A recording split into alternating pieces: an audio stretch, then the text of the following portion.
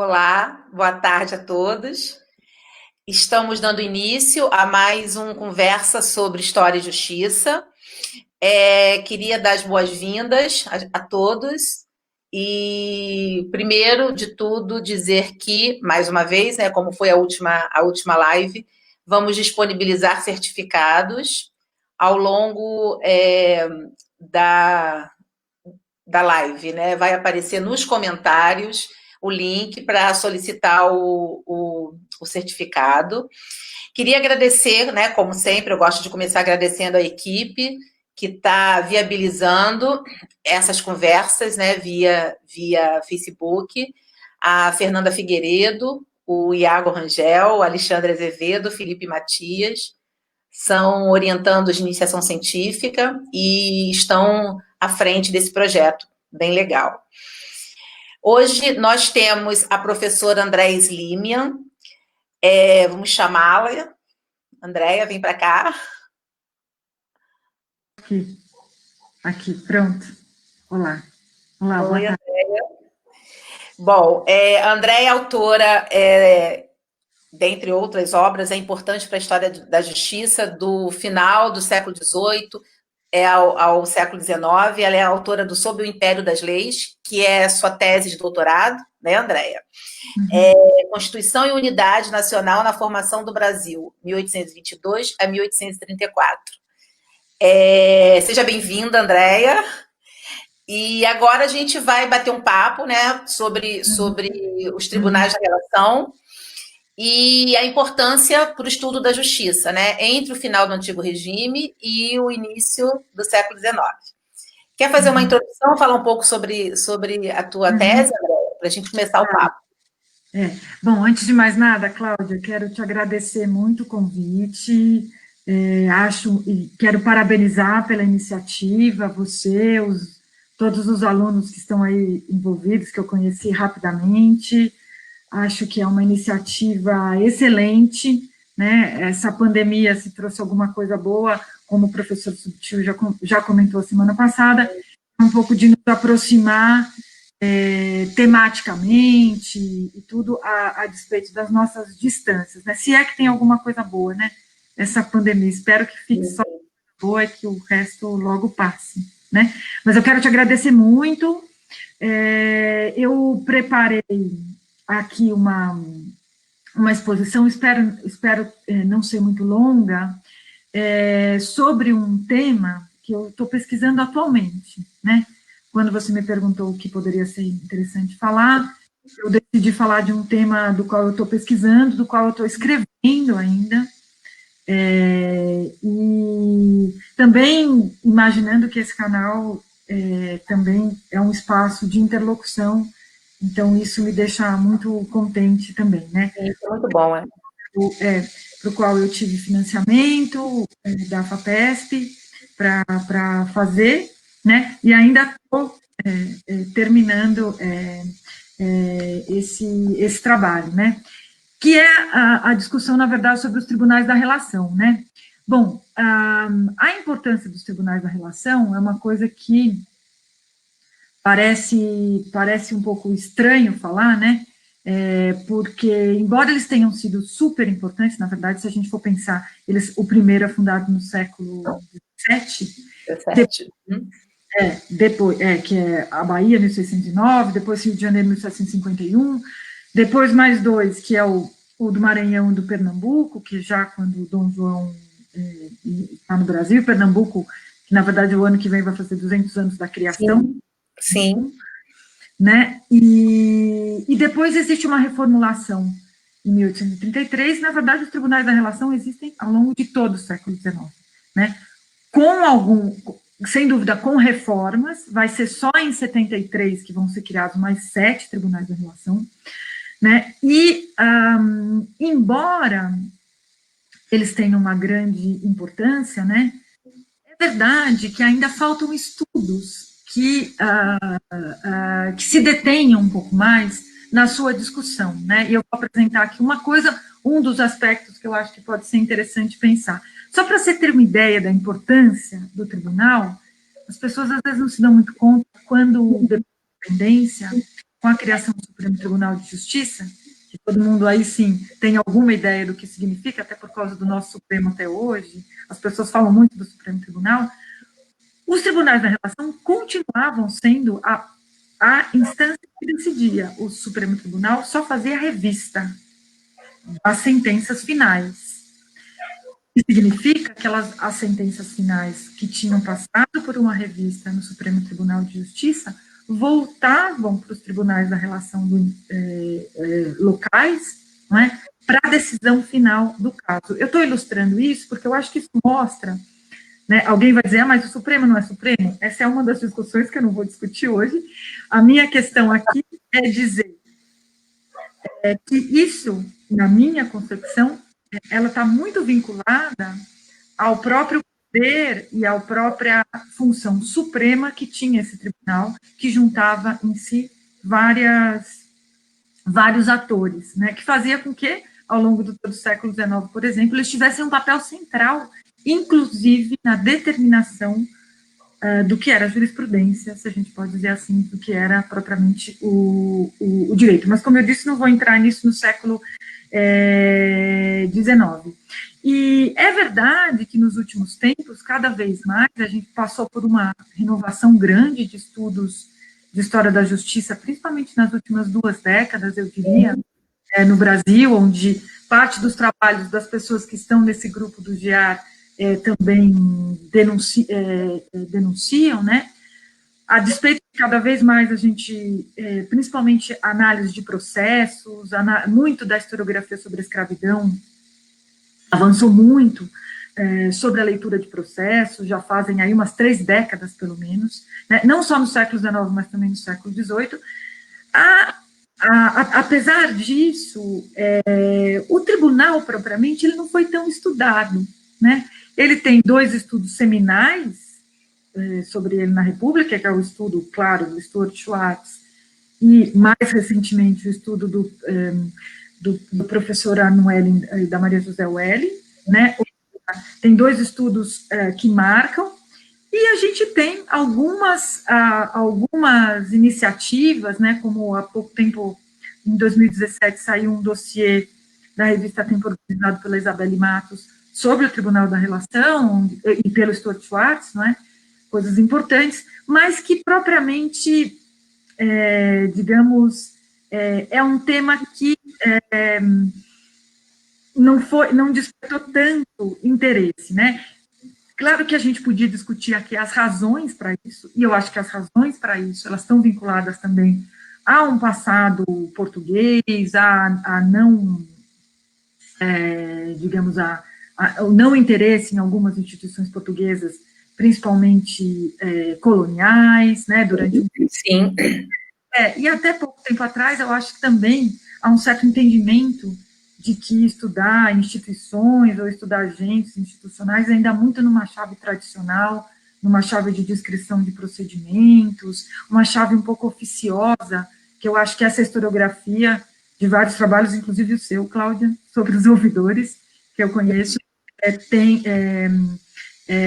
tem desbravado, né, a importância de pensar digamos, os procedimentos, os agentes, e, na verdade, entender essa dinâmica como dentro de uma verdadeira cultura, digamos assim, né? Não se trata propriamente de procedimentos, mas de práticas sociais, se trata de disputas, né, efetivamente, se trata de uma verdadeira, no meu caso, como eu quero demonstrar aqui, que o tribunal ele era palco às suas várias ações da expressão de uma verdadeira cultura de litígios, né, de um espaço de litigiosidade que, tendo a achar que a construção nacional, a construção do Estado Nacional no Brasil relegou muito para o passado como um passado cheio de arbitrariedades, como se você tivesse uma máquina destrutiva e muito pouca expressão de direitos,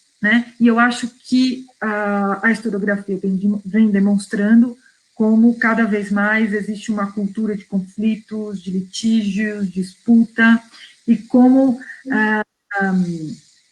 esses agentes, né, estão o tempo inteiro também disputando, né, inclusive nessas esferas, ou seja, o que eu quero dizer é que essa chave que o Estado Nacional, depois dessa historiografia, constrói, né, quase que uma sociedade amorfa para a sociedade colonial, né, ou seja, que ela resolvia os seus conflitos de forma não institucional.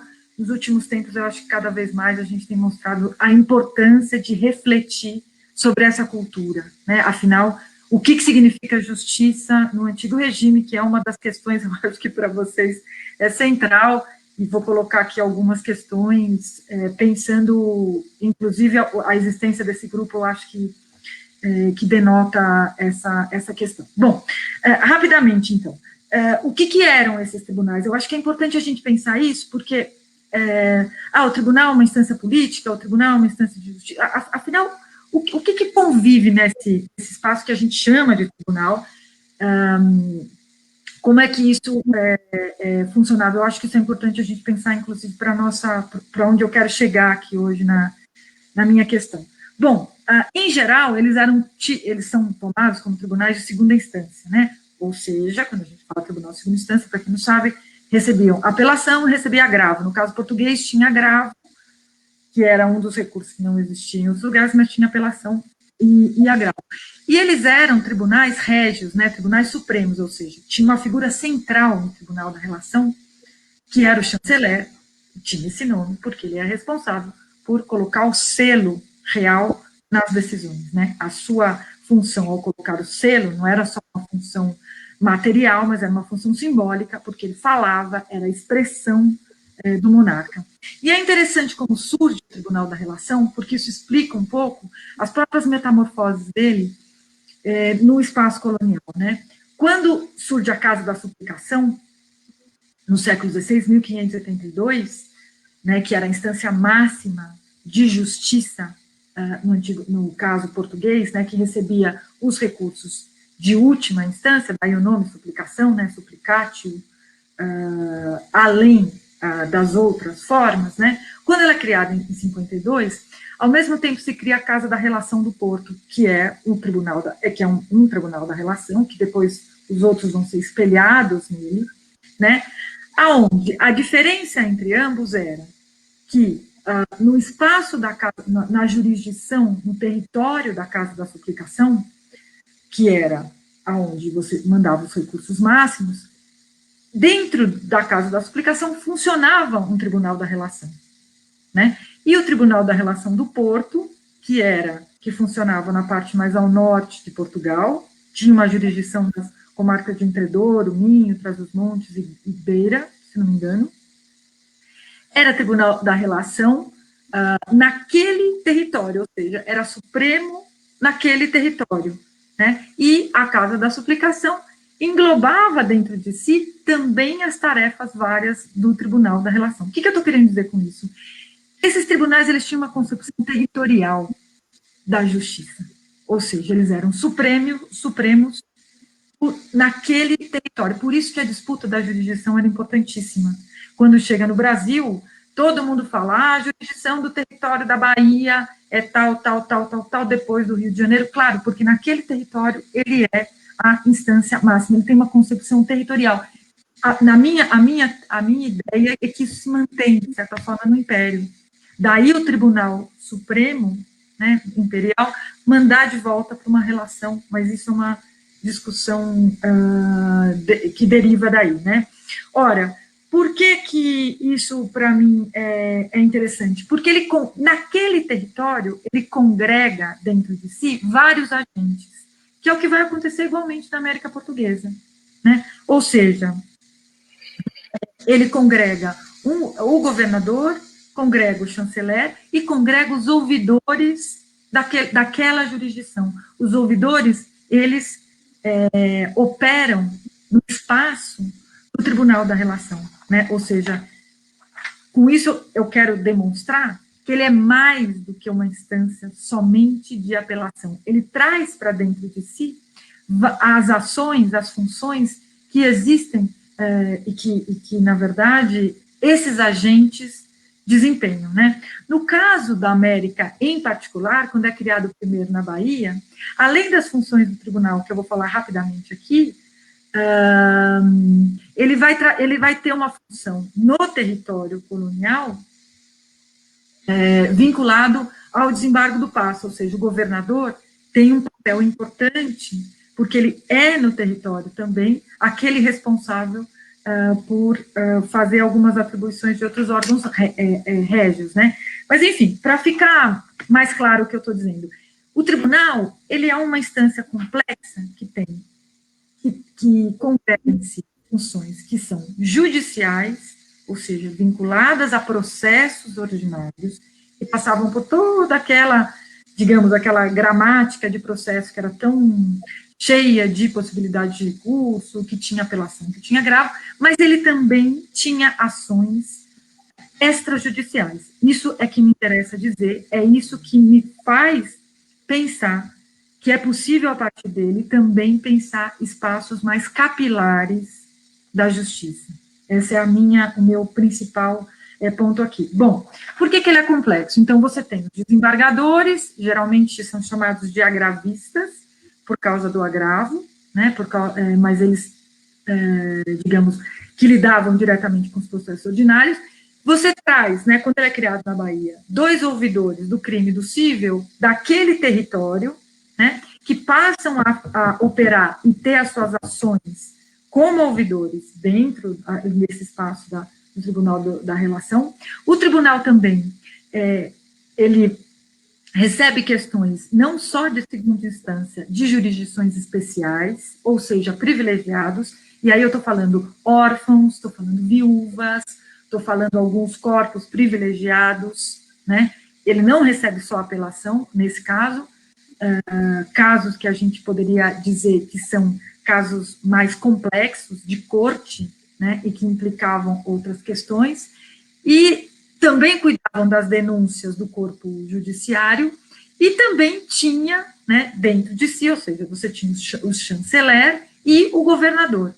O governador, que operava junto com o chanceler em uma mesa específica dentro do tribunal, essa me interessa especialmente, porque era uma mesa, né, uma mesa de despacho, por isso que é chamada de mesa, né, aonde eram dadas provisões régias, né, provisões que eram ordens, cartas, alvará, geralmente cartas, ordens e provisões, né, dadas com esse nome, a partir de petições da população também. E o governador em especial, embora o governador não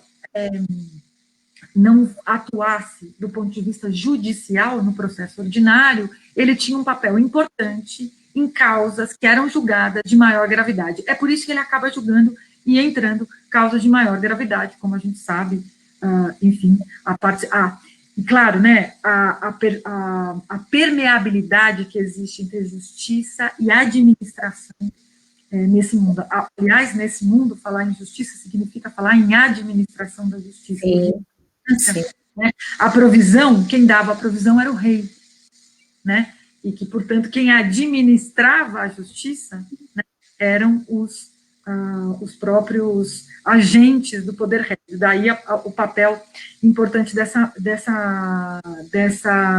questão aí. Isso me faz pensar que, e várias dessas provisões, algumas que eu analisei, em cerca de 8 mil, quase 9 mil para os anos de finais do Tribunal da Relação do Rio de Janeiro, 1752 até 1808, onde eu encontrei a série completa e trabalhei junto com uma bolsista, que é minha aluna de mestrado, que trabalhou junto comigo nessa pesquisa, Marina Tufolo, que teve uma bolsa para me ajudar nisso daqui. O que a gente percebeu com essas provisões em especial? Que algumas dessas provisões, dada ao papel que cabia ao governador, né, dentro do tribunal, de ação de desembargo do passo, ou seja, receber as petições da população e aprovar, inclusive de graça, porque o tribunal também recebia pedidos de graça, né, como comutação de pena, por exemplo, né. Dentre algumas delas, várias delas me fazem pensar que a gente pode falar propriamente em petições que falam em nome de direitos da população, né? Que seguiam um caminho nem sempre ordinário, nem sempre dentro do processo, tá? Mas que também tinham espaço dentro das ações do Tribunal da Relação. No fundo, o que eu estou dizendo é, ora, o Tribunal da Relação, ele era muitas coisas congregadas, né?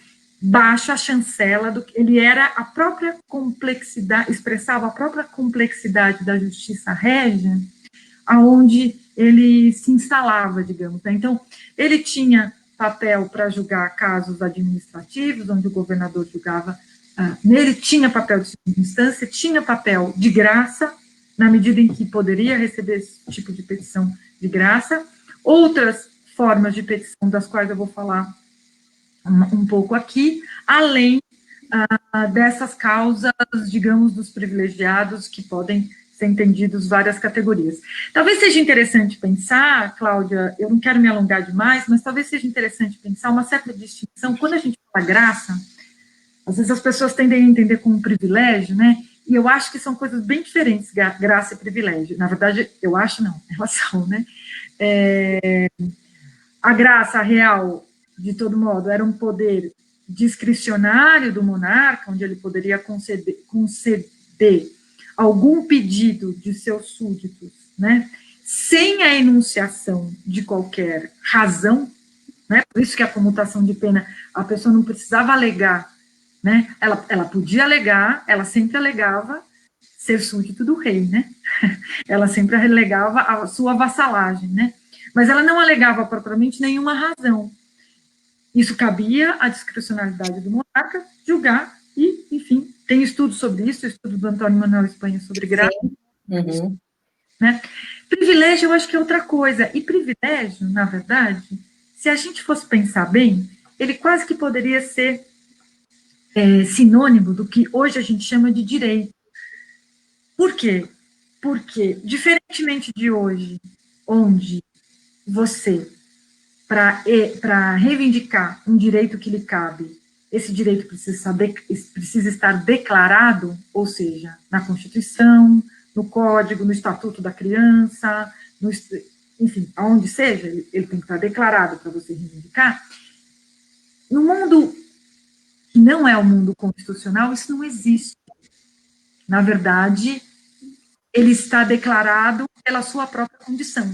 É claro que ele está em várias fontes de direito, não uma só, tá? Ele pode estar, tá? Mas o fato que fazia com que os órfãos tivessem seus direitos próprios, ou melhor, as viúvas, que talvez seja um melhor exemplo, né? A viúva tivesse o seu direito reconhecido, né? Isso estava colocado na própria doutrina, estava colocado na própria prática, estava colocado na sua própria condição de viúva, né? Ou situações semelhantes. Com isso, o que eu quero dizer? Que os direitos, eles estão muito imanentes, né?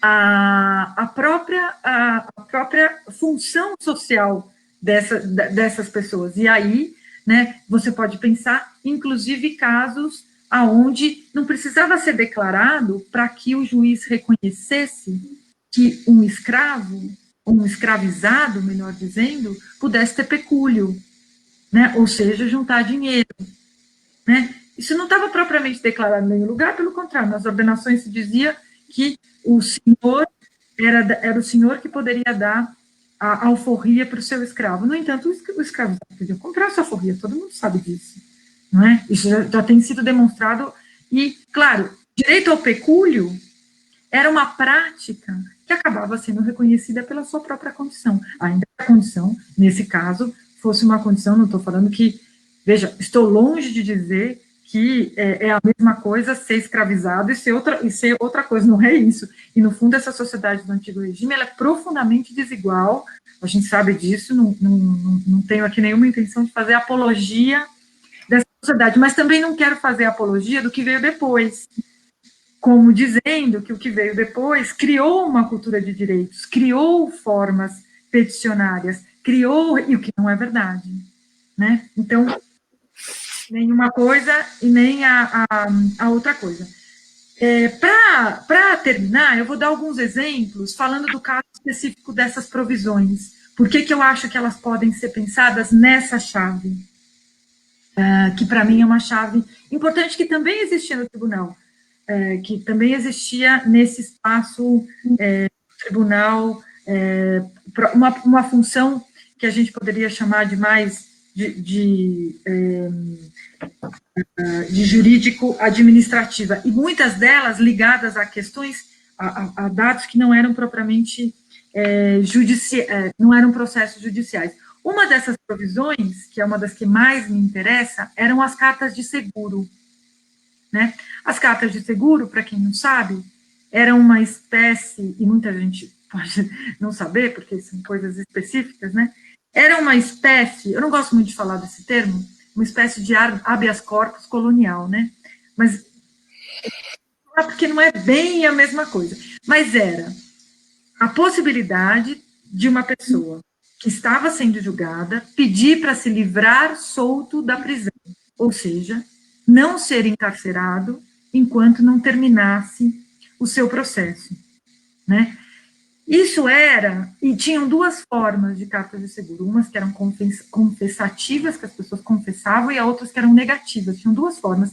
Inclusive, nas formas que existiam na época, se alegava, muitas vezes, as razões. O que já coloca a carta de seguro, uma provisão que passava pela mesma mesa no Tribunal da Relação, que é a comutação de pena, numa categoria um pouco diferente, porque a carta de seguro não é extraordinária, ela era uma provisão ordinária, ela estava prevista. Da mesma forma, e me chama muito a atenção, porque muitas dessas cartas de seguro, das que eu levantei, o Tribunal da Relação, ele cabia a ele prorrogar cartas de seguro, porque quem davam as cartas eram os ouvidores no território, e tinha muito pedido de prorrogação, por quê? Porque a pessoa ou não tinha dado tempo de julgar, ou, enfim, todo esse tempo que a gente sabe que era muito demorado da justiça e do território, né, não só da justiça. Tem um texto que eu gosto muito da Paz Alonso, uma historiadora espanhola, onde ela tem um texto que ela diz que ela analisa como no século XV, século XVI, as pessoas já falavam da lentidão dos tribunais. Interessante, interessante. Eu gosto muito desse texto, porque é um problema atávico, mas também é um problema que tem a ver com os caminhos, com isso, distâncias, né, com as comunicações e também com a forma do processo. Por isso é que me interessam essas provisões, porque elas não estão no marco de um processo, propriamente.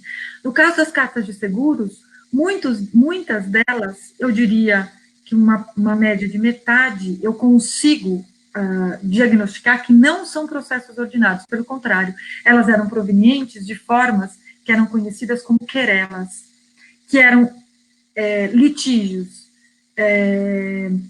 Na verdade, era uma espécie de queixa, era uma queixa onde alguém se queixava de algum caso, de alguém, de uma autoridade, seja o que fosse, e isso abria uma forma investigativa. Tá? Elas eram muito mais simplificadas, daí o termo queixa-querela vem da mesma raiz, e muitas delas, né, eu tenho visto alguns historiadores no Brasil, no dia mesmo vi um trabalho de um rapaz no Ceará que tem trabalhado com essa. Às vezes as pessoas trabalham com essas querelas e nem têm ideia, elas estão achando que é processo ordinário, e não é. Você tem muitas formas de processos, e você tem formas de ações. Por isso é que no período colonial você tem tantas ações, ação de juramento d'alma, ação de 10 dias, né? Você tem várias ações, ou seja, que demonstram, a meu ver, também formas mais capilares dessa cultura de litígios, né? Então, aí voltando às cartas de seguro, só para ilustrar melhor, né? Muitas delas são provenientes desses casos, ou seja, elas não chegam a entrar, não é uma segunda instância, não é isso, pelo contrário. E o que a pessoa faz? Ela manda a carta antes dela ser presa, porque ela não quer ser presa, obviamente, né? E olhando, por exemplo, as cartas de seguro, eu vejo a amplitude social de pessoas envolvidas que demandavam cartas de seguros. Ora, primeiro é um instrumento criminal, né, aonde eu encontro vários casos de acusação de ferimento, bofetada, agressão, morte, mas também coisas do tipo fuga de escravo, extravio de madeira, roubo de cavalo, demolição de casa, galinha, ou seja, desde questões que eram monta até questões que implicam uma grande, digamos, amplitude social na sua demanda, né? O que é muito interessante é que tem muitos casos de pardos, pretos, escravizados, que demandam de forma diferente, né? Alguns aparecem pelo nome do senhor, então o senhor por cabeça desse escravo, outros aparecem o nome do escravo. E outros aparecem de escravo com pardo, que tem que estar descrito, às vezes está descrito propriamente o litígio. Isso é uma das provisões que o tribunal prorrogava. Outra provisão interessante eram as das fianças, que também ainda que muitas delas podiam estar no marco dos processos, muitas também estavam em marcos de querela, né, que era o caso que a pessoa já estava presa, pedia para sair da prisão. Né? Essa é uma outra forma de provisão. Uma outra forma de provisão que é bem interessante eram as de citar e demandar. A pessoa pedia, veja gente, quando eu estou falando de provisão, é a petição, na verdade, né? A pessoa pede para citar alguém, porque alguém devia para ela, que estava preso, por exemplo. E aí o tribunal autorizava.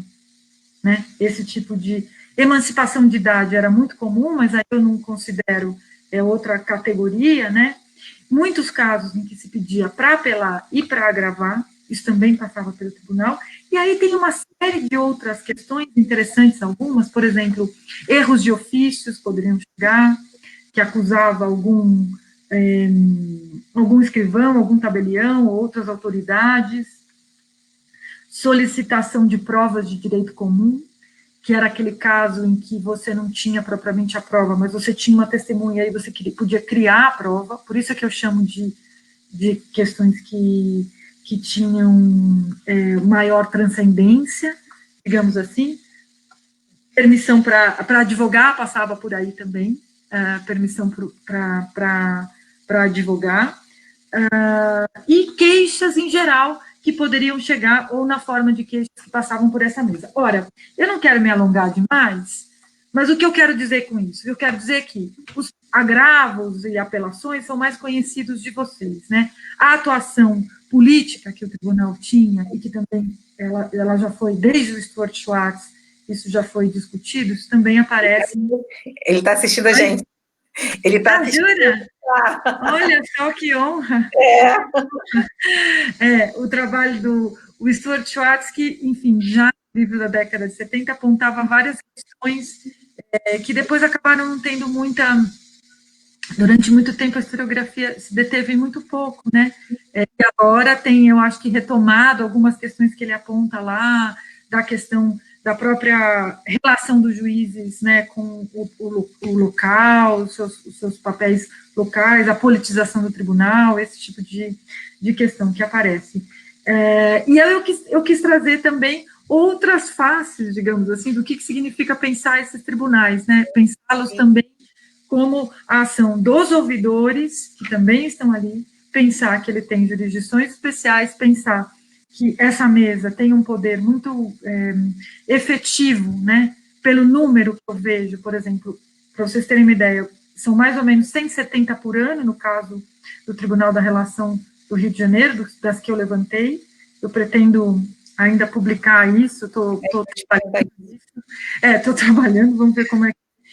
E que me faz pensar que, a despeito de tudo, apesar, claro, de ser um órgão régio, ser um órgão da ordem, ele também deve ser pensado na chave de direitos de tipo antigo regime, né? Ou seja, eu acho que isso também é algo que valeria a pena a gente também pensar na ação desse tribunal. Claro, para essa justiça, uma sociedade que é desigual, nunca deixaria de dizer isso, não se trata de fazer de fato, nenhuma apologia disso. E aí acho que é isso, porque com isso também eu já falei mais de meia hora, e a gente tinha combinado passar muito disso, né? Espero que...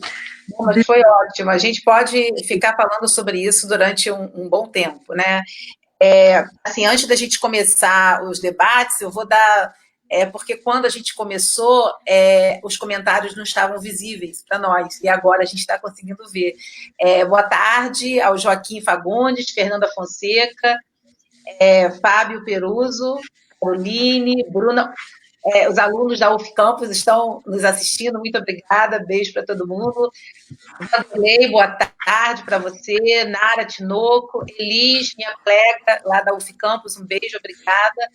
O Jeffrey, dá boa tarde, a Andréia. Jeffrey estuda o Tribunal da Relação de Pernambuco. Exatamente, e diz que é um prazer nos assistir, né, e estar com a gente. Um abraço, Jeffrey. Elis, obrigada, Elis está dando parabéns pelas lives, muito obrigada. Daniel Pimentel, Juliana Ramírez, Júlio Ramírez, de Sevilha, está? Sei, conheço o Júlio. Abração a você, Andréia. Júlio.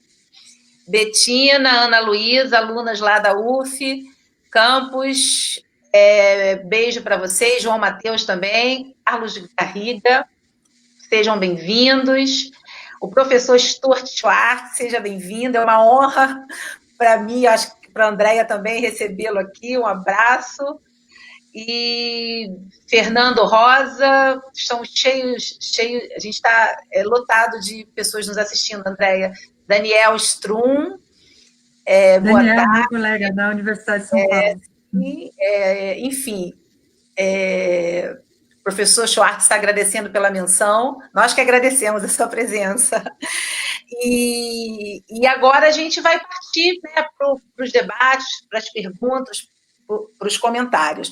Eu queria, assim, só fazer um arremate, né? O seu trabalho, Andréia, eu acho que é fundamental, né, para mim, foi fundamental, né, porque eu trabalho com o estudo do século XVIII, em Minas, os ouvidores, e como a gente já conversou bastante, né, eu estou partindo para o século XIX, e é fundamental os seus textos, né, diversos artigos que você tem publicados em coletâneas, o seu livro, principalmente, para a gente entender essa transição, né? Eu não gosto muito dessa palavra, mas para a gente poder entender como que é complexo a gente falar simplesmente da Constituição, né, de um corpo legislativo para o Império do Brasil, sem mencionar essa tradição costumeira, né, como você falou, achei muito bom, essa cultura dos litígios, né?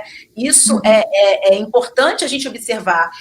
Essa justiça de antigo regime, né, que tem muito diálogo com a política administrativa, né? Falar em justiça, em administração, no antigo regime a gente está falando de um todo muito complexo, e para mim foi fundamental perceber, né, lendo a partir das tuas pesquisas, perceber como essa transição foi dolorosa, digamos assim, né? E aí, assim, eu queria que você falasse um pouco sobre essa tradição costumeira, né, essa tradição, essa cultura do litígio, com a imposição da ordem e do Estado, digamos assim, nas primeiras décadas do Império do Brasil. Pelo pouco tempo que eu estou estudando, eu percebo muita permanência, né? No mínimo, muito conflito entre essa tradição costumeira, essa tradição de antigo regime e essa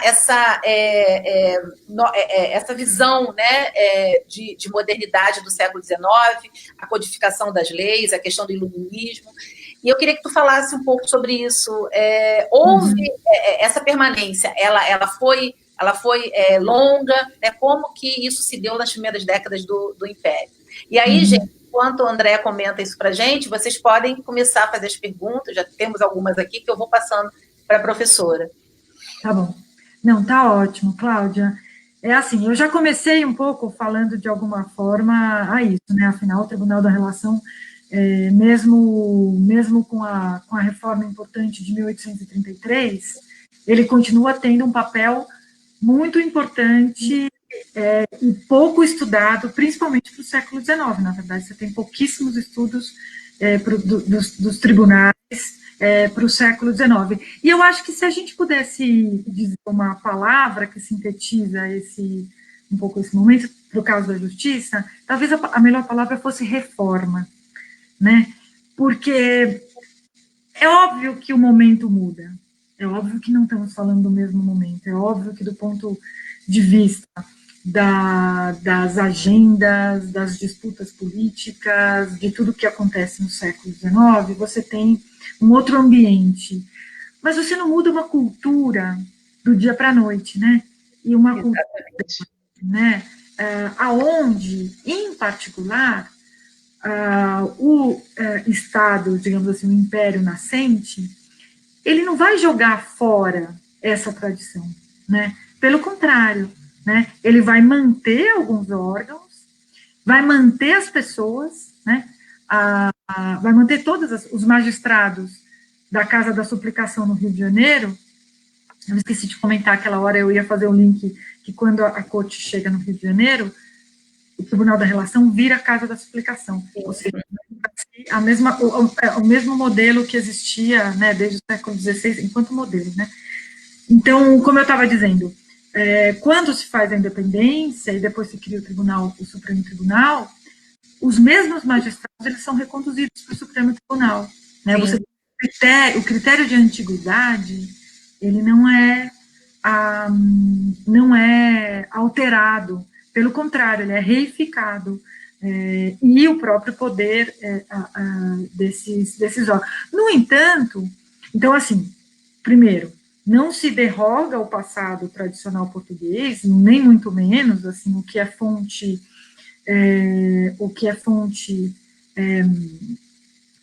de direito continua tendo um papel grande, né? Vide o caso das ordenações, como elas ainda vão ter validade, vide a própria reverberação da lei da boa razão, né? Que também vai ter um papel importante, né? Aí, não, eu diria, não há um esforço de você fazer uma profunda ruptura, isso não existe, né? O que existe são reformas desses órgãos. E, claro, uma das maiores novidades nesse ponto de vista é a criação de formas de justiça popular, que estão um pouco na ordem do dia nesse mundo, né? Mas que eram os juízes de paz, a questão dos jurados, eu acho que isso tem ainda que você possa dizer que depois eles vão perder um pouco poderes ao longo do século, com as reformas e tudo mais, né, eles não deixam de ser uma introdução importante, né, então, assim, o momento é outro, né, agora, eu pensaria mais em reforma, né, Ótimo. manutenção de algumas, né, e claro, uma reforma que ela vai ser disputada, né, a atuação dos juízes locais, ela vai ter um papel importante, isso já vem sendo estudado e tudo mais. Agora, eu queria lembrar também que o juiz de paz, ele lembra formas antigas, né, ele lembra uma proximidade da justiça que era o que existia no antigo regime, né? Esses juízes eletivos, né? O próprio juiz de órfão, veja, não estou comparando uma coisa, eu sei que duas coisas são duas coisas diferentes, mas assim, essa proximidade do antigo regime que fazia com que você tivesse um juiz eletivo e uma série de pessoas que trabalhassem para a justiça, meirinho, escrivão, juiz de vintena, um mundo de gente que fazia com que a justiça tivesse, de fato, muita capilaridade. E a minha impressão é que o Estado Nacional, na medida em que ele se efetiva, essa capilaridade ela é um pouco perdida. Mais proximidade, essa justiça de proximidade, que é chamada assim, né? As formas dos juízes de paz, por exemplo, que são justiças de proximidade, né? Aonde, embora ele seja a ideia de instituição, né? A gente fica imaginando que a instituição é o tribunal, a instituição são aqueles agentes, os agentes levam com eles, né? É o caso dos ouvidores, eles são na sua ação o tribunal, ele não precisa às vezes estar no tribunal, né? Mas ele atua como essas formas capilares, né? Essa proximidade que alguns hoje gostam de chamar de infrajustiça, tem uns termos... Na França existe alguma tradição de chamar esses agentes que estariam entre algo mais, entre o juiz e a população, formas de maior proximidade, gostam do termo infrajustiça. Eu prefiro dizer que isso é justiça, né? Porque faz parte desse universo capilar, faz parte... Eu acho que você traduz muito bem falando dessa capilaridade. Eu já ouvi pesquisadores chamando de outra justiça, né? Da outra justiça. E eu também acho que isso é um problema, porque, enfim, essa era a organização, né, política e de justiça da época. E eu concordo muito com você, eu acho que... e aí, assim, rapidamente, né, a gente pode relacionar esses esforços, né, dessa reforma que é pensada nas primeiras décadas do Império, com também os esforços em conter essas elites regionais. O que você acha porque quanto mais se pensa nessa justiça de primeira instância, dessa justiça mais próxima, né, também se pensa na demanda desses poderes locais, de como que esses poderes locais eles vão se reestruturar, digamos assim, nessas primeiras décadas, né? E enfim, né, principalmente a reforma, eu acho que de 1841, que vai rever a postura do juiz de paz, todas as prerrogativas. Eu acho que vai mais nesse sentido, né? O que você acha? É interessante o que você está falando, porque claro que sempre tem uma disputa de jurisdição assim, sobre algumas questões. Se a gente pensar o próprio tribunal, quando é instalado na Bahia, em 1609, tem um embate ali, tem um embate local, né? Porque ele significa que há formas, né? Ou seja, algumas formas de se fazer justiça, eles seriam levados para outro lugar, sair um pouco da mão, digamos assim, dos particulares, né? E se a gente imaginar que na sociedade colonial uma forma de justiça é a família, sim, ou seja, é a família, a própria cidade, a própria Câmara, ela tem os agentes da justiça, né? E tem disputa da Câmara com a relação, claro, porque a Câmara acha que é da sua jurisdição, e que ou seja, a autonomia, ela é muito típica desse mundo do antigo regime, né?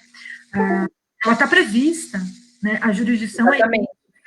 Agora, claro, na medida em que você está falando de uma força centrífuga, né, assim, que vai trazer para si falar em nome da justiça, ou seja, acabar com o juiz de paz, né, trazer para dentro do código o que deve ser, criar o tribunal, você cria um outro movimento, que é a formação do próprio Estado, digamos. Né, sim. Na medida em que ele tira, e que depois, ao longo do século, vai ser um duro processo, você tirar o poder da família, por exemplo. Exatamente. Demora décadas para você tirar, por exemplo, vou dar um exemplo, a questão do Código Civil. O Código Civil implica você criar uma ideia de indivíduo que não é da família. A gente não tem Código Civil, ok. Alguns falam que é por causa da escravidão. Agora, e das heranças? Você acha que a família quer que alguém legisle sobre as heranças? Muito bom, é verdade. Muito bem lembrado. Ou seja, como é que o privado, né, e aí esse mundo do antigo regime lidava com as autonomias de outra forma, né? Na verdade, eram as autonomias que tinham poder, né, de reconhecer, né? Então, sei lá, tem todo esse embate, né, toda essa discussão. Ótimo. De paz. Agora eu vou acender minha luz, gente, porque ficou escuro de uma hora para outra. Agora nós temos uma pergunta da Nara. Nara disse que estava com vergonha de perguntar, mas queria perguntar. Nara, por favor. Sei quem é, Nara Chico. Conheço Nara. Eu vou ler, está aí na tela, mas aí eu vou ler para você, para todo mundo acompanhar. Professora, pode-se dizer que partindo do observador, neste caso, para o Estado do Brasil, os tribunais das relações seriam uma espécie de terceira instância? Pois, se não me engano, no trabalho clássico do professor Arno, ele classifica as relações como instituições afins, Claro, na lógica maior do império, elas têm uma função intermediária entre os tribunais superiores, não obstante, com a vinda da família real, a relação do Rio é transformado, né, na Casa de Suplicação do Brasil, demonstrando sua preponderância como a maior instituição da justiça junto ao rei. Não sei se me fiz entender. Grave revela.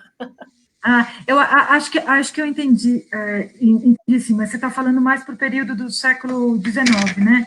Ou seja... Eu acho que é do final do 18 para o 19, né? Ela está falando da vida da família. É assim, a lógica de instâncias, ela tem que ser entendida um pouco nos contextos de forma um pouco diferente. Por quê? Quando eu digo que um tribunal é territorial, eu estou dizendo que ele é a ação suprema naquele território. Isso é muito bom também. Né? Ou seja, por isso é que a questão era sempre territorial. Né? E você só conseguia sair daquele tribunal quando a sua causa saía da alçada daquele tribunal. Ninguém lembra muito disso, mas tem alçada, os tribunais têm alçada. Ou seja, você só pode recorrer à suplicação se a alçada daquele tribunal supremo naquele lugar, ela é menor do que a sua causa, por exemplo. Aí você pode recorrer. Então, a lógica de alçadas, né, e a lógica territorial, ela é diferente dessa lógica hierárquica que depois a gente tem em mente com a construção constitucional, né? Então, o que eu chamo de territorial tem a ver um pouco isso. Por que as pessoas podiam dizer que cabia à Câmara decidir uma coisa que alguém poderia levar ao tribunal ou a alguma outra instância, tá? Porque podiam reconhecer que, territorialmente, aquilo é um corpo com uma corporação, a Câmara é uma corporação, até 28 pelo menos, né? Ela é uma corporação. Aquilo é um corpo que pode decidir, que pode fazer o governo daquele seu território. Então, esse é um embate. Né? Então, e é aí que as coisas, vai para o Conselho Ultramarino, ou seja, você tem um embate aí. Ora, a lógica constitucional institui essa hierarquia, que a princípio não é uma hierarquia territorial, é uma hierarquia de outra ordem, tá? Nesse sentido, eu não diria, na Constituição de 24, se dizem, e isso é uma das questões, né, que eu estou sempre debatendo aí com alguns colegas, né, a Constituição de 24 previa 2 instâncias só. Por quê? O Tribunal Supremo, ele era uma instância revisora. E que voltar para a relação não significa voltar para outra instância. Ainda que a relação não tivesse obrigatoriedade de seguir o que o Tribunal Supremo, né, tivesse apontado na revista da causa. Então, não necessariamente ele se seguia, né? Então, como eu posso dizer, cabia a ela a decisão final. Isso, se você falar uma espécie de terceira instância, ok, mas ela não era a terceira instância. Na hierarquia prevista, eram previstas 2 instâncias. Você até pode dizer, mas no final elas acabam tendo muito poder. Era o meu argumento. É o meu argumento. O meu argumento aqui, elas acabam tendo um grande poder de decisão sobre o direito propriamente, tá? Ainda que na hierarquia prevista, tem toda uma discussão por que se cria 2 instâncias só, tá?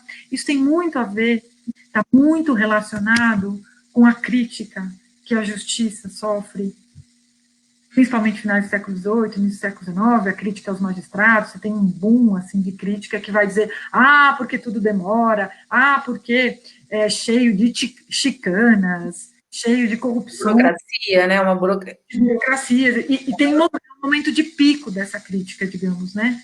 E eu acho que, enfim, isso vai fazer com que se crie uma certa né, um certo enviesamento na leitura do passado, acho eu, lendo os que vão construir depois os discursos sobre a fala da independência, que vão falar sobre o passado português como um lugar de despotismo. Não, veja, gente, volto a dizer, não estou fazendo apologia. Sim. Tem que saber ler, porque a construção do Estado é uma violência. Sim, sim. que a gente esquece. Parece que os valores, e como hoje a gente vive a crise dessa estrutura, é mais fácil falar, né? Porque hoje a gente vive a crise dessa estrutura Estado Nacional. Então é mais fácil, de alguma maneira, a gente perceber para também imaginar que eles criam, e também é uma violência à sua própria criação, né? Ótimo, André. O Daniel Strum pergunta, essa cultura de litígio não pode ser fruto de um viés da amostra, já que a documentação dos tribunais tendem a trazer os litígios? É uma boa pergunta, Daniel, mas se você for olhar se você for olhar a ação daqueles agentes que tinham jurisdição no território, tá? Você vai ver que isso está muito mais espalhado do que você imagina. Eu, por exemplo, ultimamente tenho trabalhado com petições, e petições são queixas, né? E eu vejo que isso é a regra dessa sociedade, ou seja, você peticiona, você recorre às autoridades, tem muita petição, muita provisão de governador, eu sei que o governador não tem jurisdição, propriamente, mas você tem uma série de movimentos sociais, que não é só o tribunal, que me permitiria, sei lá, dizer isso. Eu acho que o tribunal ele faz parte desse funcionamento. Alguns autores que trabalham nessa chave, tem toda uma historiografia dos últimos anos que discute sobre usos de justiça, alguns holandeses que têm trabalhado com isso, também afora a historiografia que nós conhecemos mais, que é a historiografia que chegou a nós via Antônio Manuel Espanha e toda a renovação do direito, tem toda uma historiografia que discute isso, né? Bernard Gagnon, outros que vão discutir essas autoridades intermediárias, né? Escrivãos, esse tipo de gente que acabava não só instruindo, né, as pessoas, mas também tendo um papel aí importante nisso que eu estou chamando. Não é só uma cultura dos tribunais. Na verdade, eu acho que não é uma cultura só dos tribunais, né? Tendo a achar que não. Né? E já que é o Daniel que pergunta, eu até falo isso pensando no caso dos comerciantes, que eu estudei um pouco, né? Acabei de escrever uma coisa sobre árbitros, arbitragem, forma de arbitragem, que valia para os comerciantes, por exemplo, onde eram juízes escolhidos pelas partes para julgar os seus casos, muitos processos, muitas coisas orais, muita oralidade nesse universo, né? E no caso da corporação dos negociantes, por exemplo, você tinha formas de justiça ali da corporação que tinham um papel significativo também, né? Então, essa é mais ou menos a minha, né? Eu tenho aí alguma coisa alguma bibliografia que trabalha com isso, mas eu não diria que é só dos tribunais, né? Senão, tá? O Vanderlei Oliveira está fazendo a seguinte pergunta: sobre as jurisdições dos tribunais da relação e dos ouvidores, o que distinguia essencialmente a jurisdição dos desembargadores e dos ouvidores nos espaços administrativos da sede dos tribunais? Aí ele bota entre parênteses Rio de Janeiro, Bahia e, posteriormente, Maranhão e Pernambuco.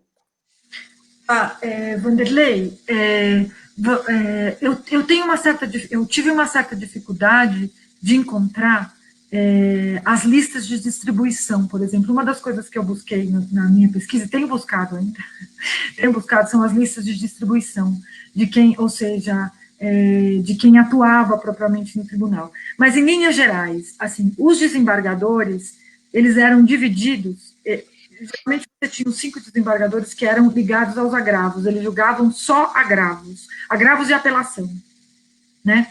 Esses se detinham mais aí. E os ouvidores eram o ouvidor que atuava no território e que passava a atuar naquele espaço também. Então, com todas as atribuições dos ouvidores. Tudo, inclusive da carta de seguro a primeira carta de seguro, porque o tribunal, ele prorrogava, né? Os ouvidores podiam dar carta de seguro, os ouvidores podiam dar provisão, os ouvidores davam provisões, né? Também. Por quê? Porque, veja, antes de você ter tribunal o Tribunal da Relação na América Portuguesa, ele era a instância máxima, digamos assim, da monarquia, né? No caso da América Portuguesa, né? Tanto que representava o próprio desembargo do Paço, né? Antes do tribunal existir, ou em áreas que não eram da jurisdição do tribunal, porque era isso, o Tribunal da Bahia não tinha jurisdição no Brasil, no que era o Brasil. Quem que era? O ouvidor era a última instância, em alguns lugares, o ouvidor, e cabia, tinha um debate, tem algumas medidas que são tomadas, por exemplo, quando se cria o Tribunal do Maranhão, e depois o de Pernambuco, tem algumas disputas não, mas enfim, algumas medidas tomadas algumas consultas que foram feitas ao desembargo do Paço, que se perguntava se os desembargadores só deveriam julgar o que já havia passado pelos ouvidores, ou se podia ir direto para a casa podia ir direto para o desembargador, ou seja, para o magistrado. Aí, a resposta é super interessante a resposta, porque a resposta diz assim, que o ouvidor poderia, cabia a ele, né, no território, a última decisão. Agora, se fosse na jurisdição da casa do Tribunal da Relação, caberia que isso fosse encaminhado para o desembargador. Daí a lógica um pouco territorial, entende?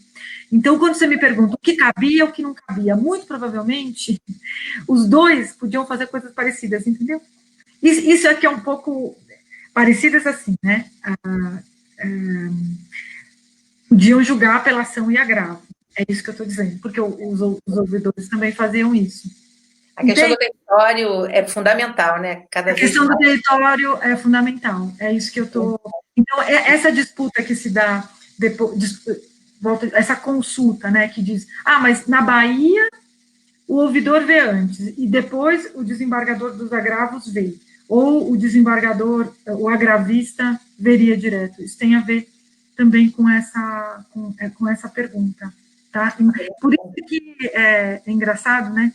O ouvidor dá a carta de seguro, mas cabia ao Tribunal da Relação a prorrogação da carta, né, em particular. A Nária e o Daniel estão agradecendo, né, as respostas. Agora a gente tem a pergunta da professora Elisa Araújo, ela é professora da UF, né, de campus, do curso de Geografia. E aí ela diz assim, Andréia, me perdoem pela pergunta, que pode parecer estranha, mas não sou historiadora. Essa estrutura da justiça foi também instalada no Maranhão e Grão-Pará, com a presença do irmão do Marquês de Pombal como governador-geral. E aí ela comenta, até hoje, o sistema da administração pública no Brasil, o princípio da antiguidade é posto, ainda se mantém? Ela está fazendo um comentário e pediu para você comentar sobre isso. Duas questões, né? Elisa, não tem nada de óbvio, né, em algumas questões, até porque eu estou falando mais de uma forma de funcionar, que se ficou claro o que eu estou dizendo, que o Tribunal da Relação arrasta para dentro de si. Ele não é só uma questão de hierarquia, era o que eu estava tentando demonstrar. No caso do Maranhão, o Tribunal da Relação é 1812, quando é o regimento do Maranhão. No Pará, só vai ter Tribunal da Relação em 73. Agora, as formas de justiça que existiam no território, e que o Pombal também tem um papel importante, e que tem ouvidor, daí a importância dos ouvidores, né? Porque o que tem no Brasil, no território do Brasil, e aí são ouvidores, né? Não à toa, cada vez mais se trabalha estudando ouvidores, tá? Então, essa lógica da provisão, a lógica da petição e a lógica, no caso do ouvidor, que podia falar sobre recurso, acho que eu não tinha dito isso antes, mas que às vezes a gente não fala as coisas, não fica tão claro. O ouvidor era um agente que recebia recurso. O que é recurso, né? Ou seja, alguém que agravava de alguma sentença ou agravava de alguma decisão.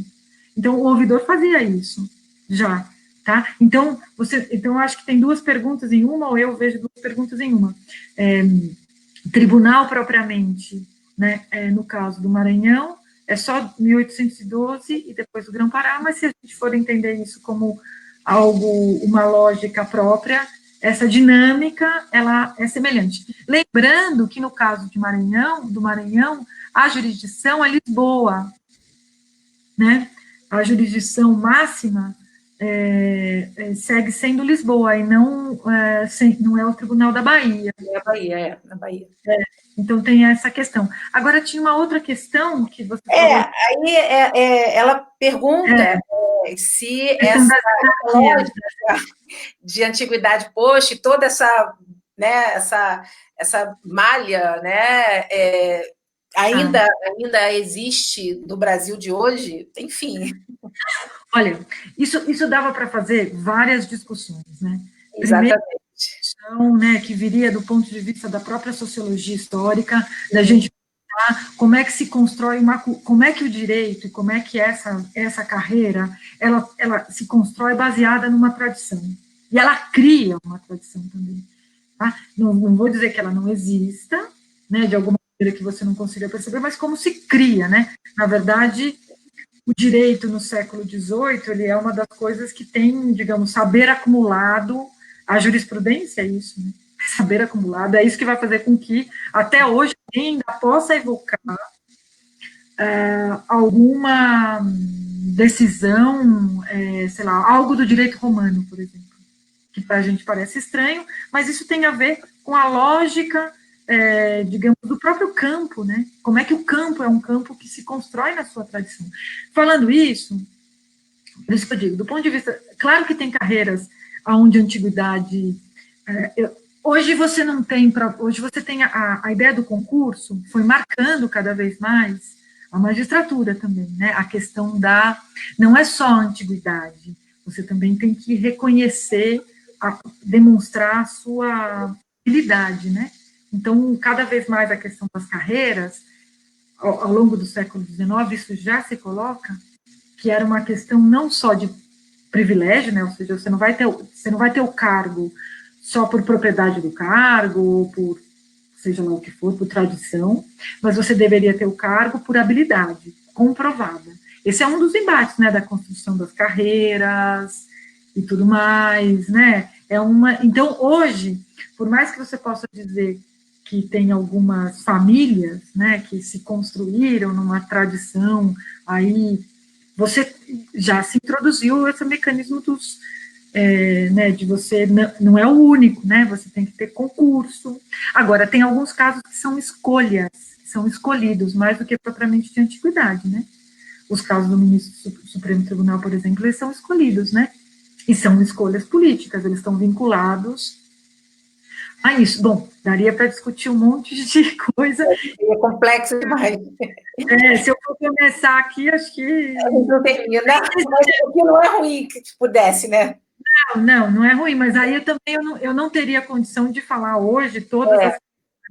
Eu diria que, para pensar isso, tem que pensar carreira, tem que pensar até que ponto a própria questão da eficiência, né, isso como algo que deve ser um saber, deve ser auferido e não só critérios outros, né.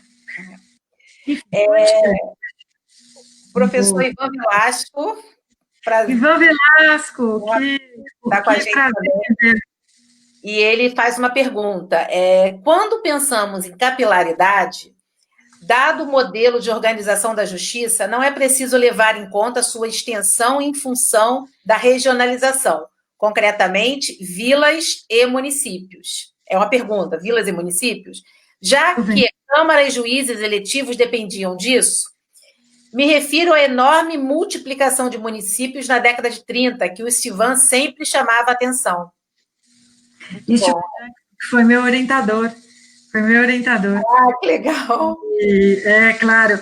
Ivan, que prazer em vê-lo aí. E acho que você tem toda a razão. Eu também, é. Caso, o que demonstra que essa lógica territorial ela faz sentido, né?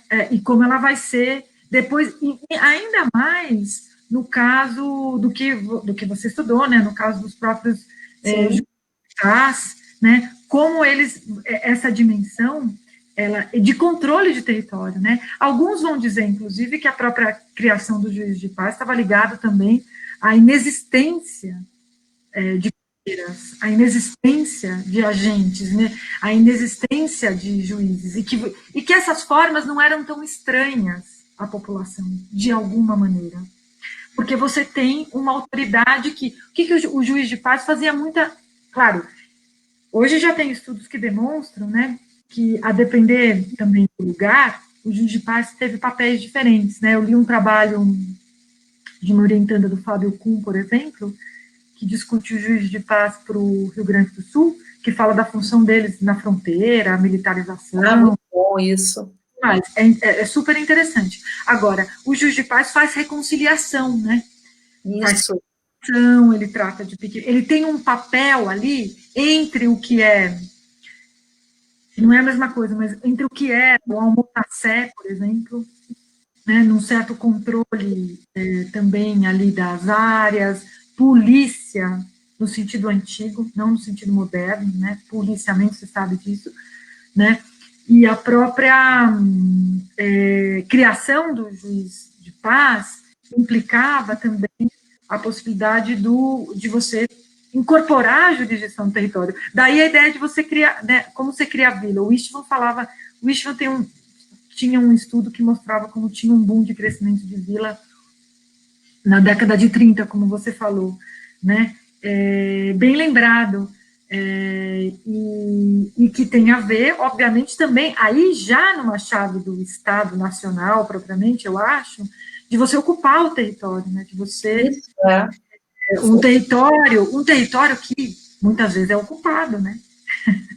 Não vamos esquecer disso, né? Muita gente naquele território, tem índio naquele território, né? Tem gente ocupando, né?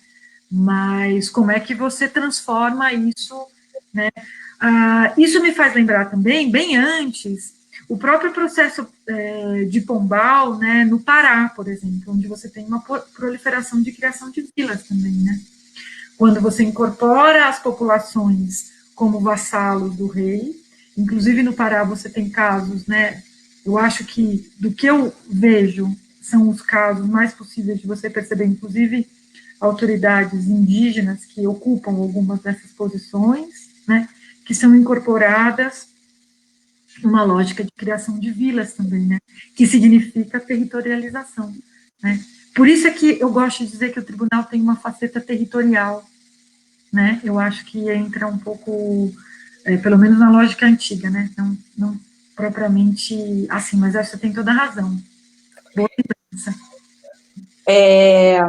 O Joaquim Fagundes pergunta, Andréia, conhecemos casos de indivíduos que dirigiam-se diretamente ao rei ou à rainha para queixas.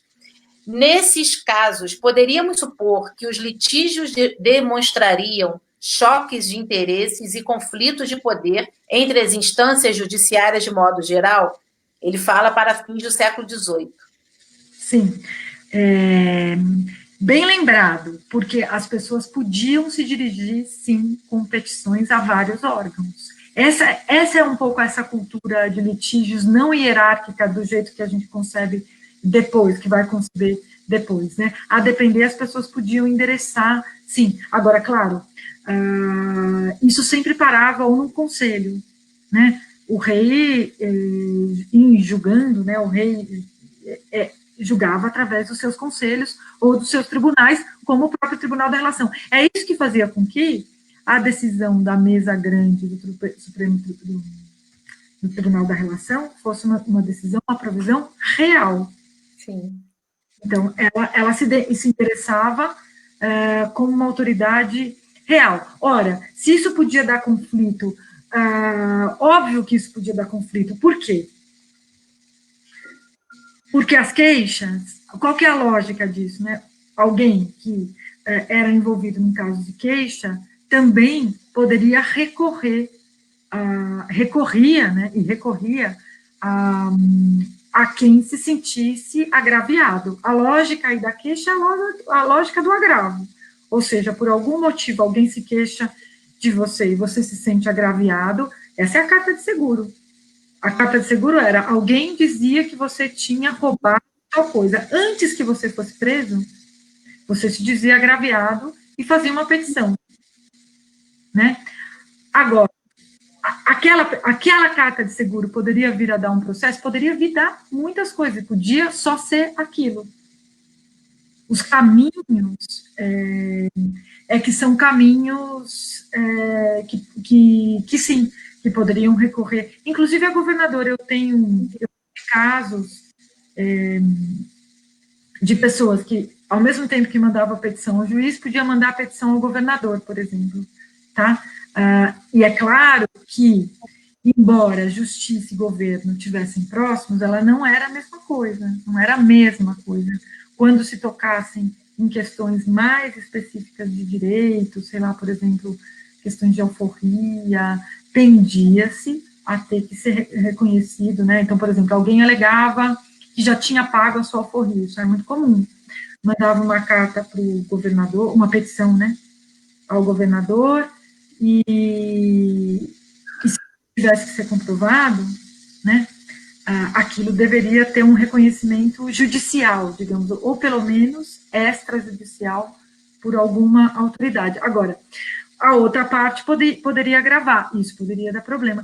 Não à toa, né, a lógica, não à toa esse mundo do antigo regime está muito marcado por conflito de jurisdição, né, porque você acaba tendo aí uma batalha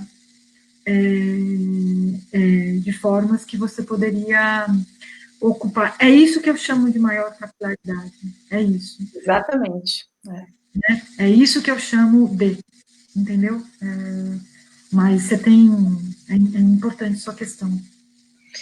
Bom, a gente tem que parar, infelizmente, né? Queria muito agradecer, Andréia, né? Como eu disse, né, quando eu comecei a falar, eu acho que os teus estudos são fundamentais para a gente entender esse processo, né, de reforma e de transformação que o mundo ibérico, né, passa do século XVIII para o XIX. Eu acho que é fundamental, cada vez mais a gente vai entendendo essa capilaridade que você tanto fala, a questão mesmo do território, né, da urbanização também, da criação das vilas, de comarcas. Eu acho que isso tudo está muito relacionado à tua fala de hoje. Queria te agradecer muito, entendeu? Por tua disponibilidade e, enfim, deixar agora um tempo aberto para você. Você quer falar alguma coisa? Não, eu também quero agradecer. Eu acho que as pessoas, as que eu não conheço e que quiserem, enfim, mandar suas questões, eu estou à disposição. Acho que estou, né, na elaboração também desse trabalho. Quem quiser me mandar os seus trabalhos que tratem de qualquer coisa semelhante, eu também agradeço. Outro dia eu fiz uma fala num grupo dos colegas e acabei descobrindo umas querelas no Ceará que me interessaram muito. Então, legal, é muito legal isso, né? É muito legal, a gente acaba vendo.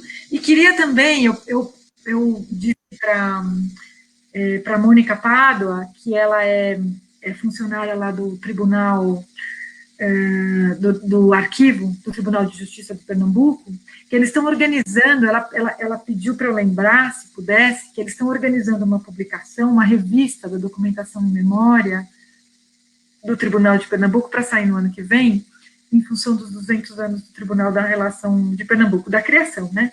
A instalação é 22.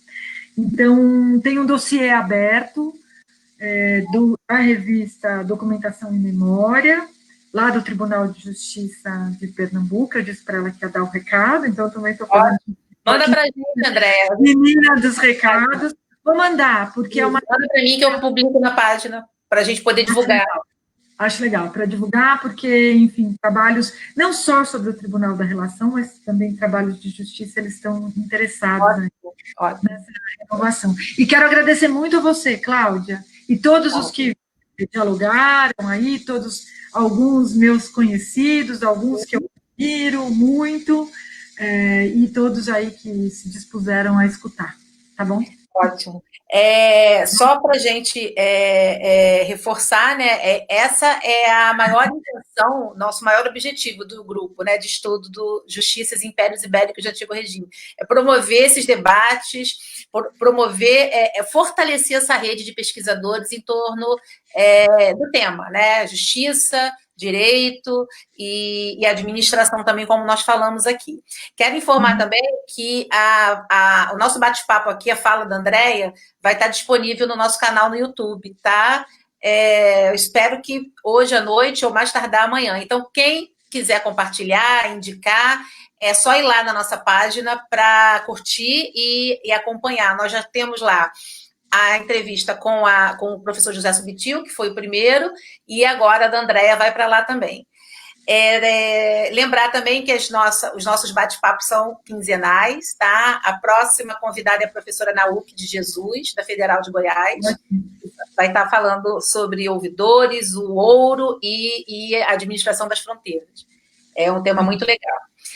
Queridos, então, quero agradecer a todos que estiveram com a gente, agradecer a Andréia, muito obrigada, Andréia. Obrigada, Cláudia. Boa noite aí para vocês. Boa noite, tchau. Tchau, tchau.